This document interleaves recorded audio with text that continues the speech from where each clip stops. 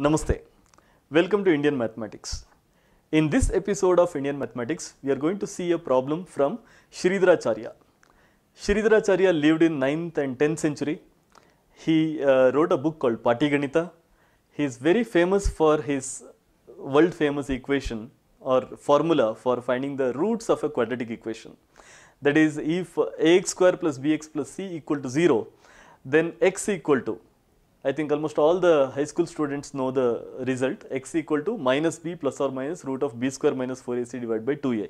This particular formula is actually given by the mathematician called Sridharacharya. We have taken, in this episode, we have taken a problem from his Patiganita. The problem is very simple. 1/2, 1/6 and 1/12 parts of a pole are immersed respectively under water, clay and sand. Then two hastas are visible, find the height of the pole. So we have taken a pole which is erected, okay. Now half of the pole is immersed in water, 1/2, that is half of the total length of the pole is immersed in water, and then 1/6 is immersed in clay and 1/12 is immersed in sand.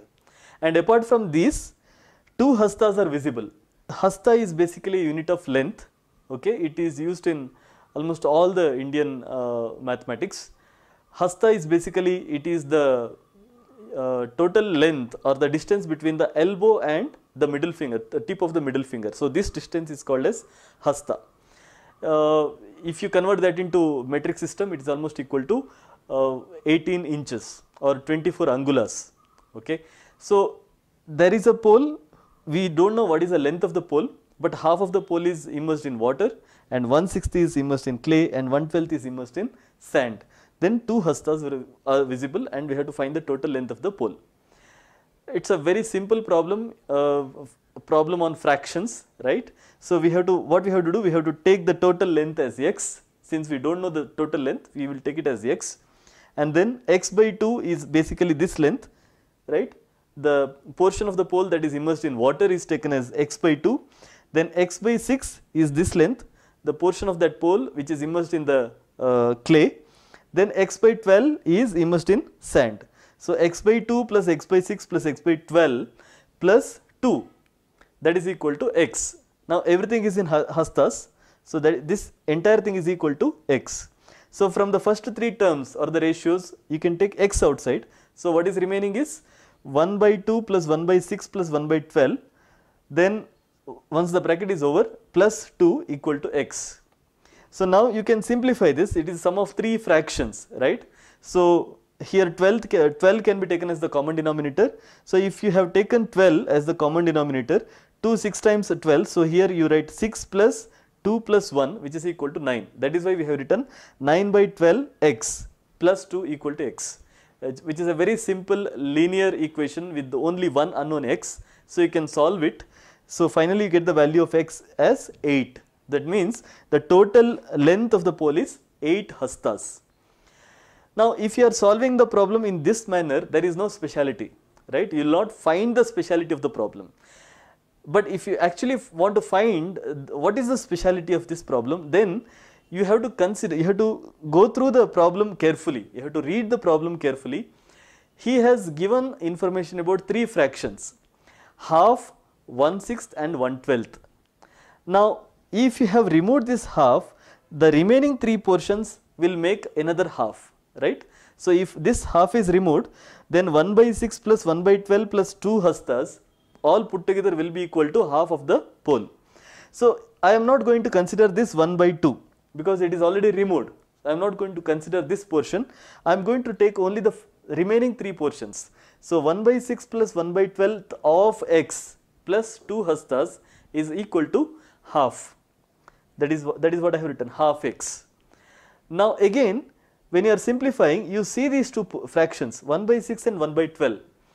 They are in the form of 1 by a and 1 by 2a. Now if you are adding 1 by a and 1 by 2a, the sum is always 3 by 2a, okay. So 1 by a plus 1 by 2a, the sum is always 3 by 2a. So here 1 by 6 plus 1 by 12, the sum is 3 by 12. Now 3 by 12 is nothing but 1 by 4.